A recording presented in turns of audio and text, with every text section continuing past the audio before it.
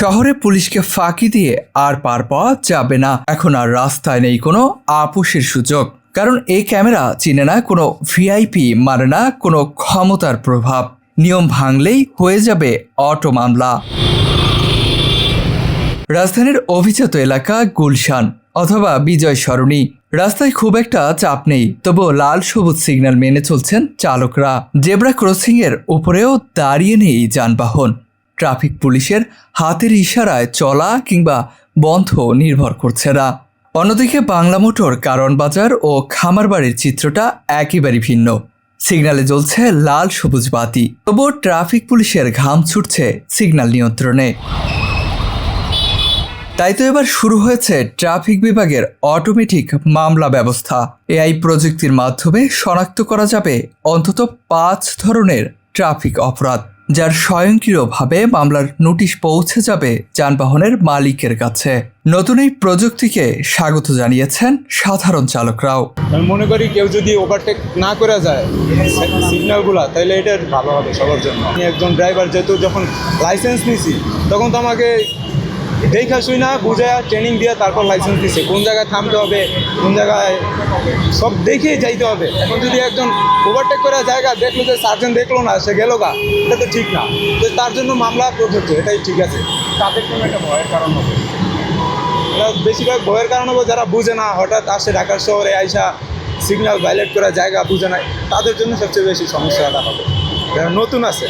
তার মানে আপনি যে এআই ক্যামেরাকে সাপোর্ট করছেন? আমি নিশ্চয়ই সাপোর্ট করছি। আমি চাই পুরো ঢাকার শহরে এটা চালু হোক। ট্রাফিক বিভাগের অটোমেটিক মামলা ব্যবস্থার ফলে এখন আর হাতে কলমে মামলা দিতে হবে না দায়িত্বরত পুলিশকে। সড়কে বসানো অত্যাধুনিক ক্যামেরায় শনাক্ত করবে নিয়ম ভঙ্গকারী যানবাহন। হয়তো এতদিন উল্টো পথে চলে গেছেন, হেলমেট ছাড়াই বাইক চালিয়েছেন বা সিগন্যাল অমান্য করে দ্রুত বেরিয়ে গেছেন, কিন্তু এখন আর মিলবে না সেই সুযোগ। কারণ শহরের গুরুত্বপূর্ণ মোড়গুলোতে নজর রাখছে স্মার্ট ক্যামেরা, আর নিয়ম ভাঙলেই অটোমেটিক হয়ে যাবে মামলা। প্রযুক্তি নির্ভর এই ব্যবস্থায় ট্রাফিক আইনে আসবে শৃঙ্খলা, কমবে আইন অমান্যের প্রবণতা, এমনটাই আশা সংশ্লিষ্টদের। আমরা আশা করি এটা আমাদের জন্য, অ্যাটলিস্ট যারা আমরা ট্রাফিকে আছি তাদের জন্য খুবই সুবিধা হবে। আমরা যারা মাঠ পর্যায়ে কাজ করছি, যে দেখা যাচ্ছে যে একটা সিগনালে এখন আমার অটোমেশনেই চলছে, তারপরেও দেখা যায় যে যারা ড্রাইভার আছেন বা গাড়ি চালাচ্ছেন, তারা এই সিগন্যাল লাইটটা মানার চেষ্টা করেন না তারা।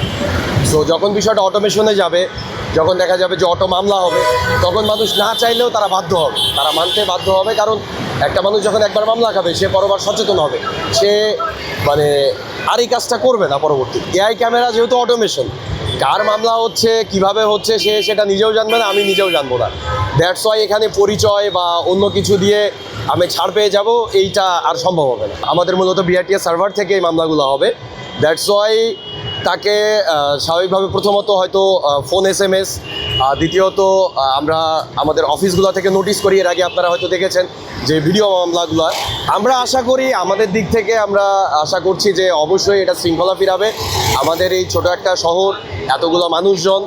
সো আমরা আশা করছি যে এই সিগন্যালগুলোতে যদি অটোমেশন পদ্ধতি চালু হয়, তাহলে অনেকটাই শৃঙ্খলা ফিরে আসবে। রাজধানীর ট্রাফিক ব্যবস্থাপনা এতদিন ছিল অনেকটাই ম্যানুয়াল অথবা অ্যানালগ। এখন প্রযুক্তি নির্ভর স্মার্ট ব্যবস্থায় গেলেও নিয়মিত তদারকি ও সচেতনতা বাড়ানো না গেলে সময়ের সঙ্গে সঙ্গে ফিকে হয়ে যেতে পারে এই পদ্ধতি, এমনটাই আশঙ্কা করছেন অনেকেই।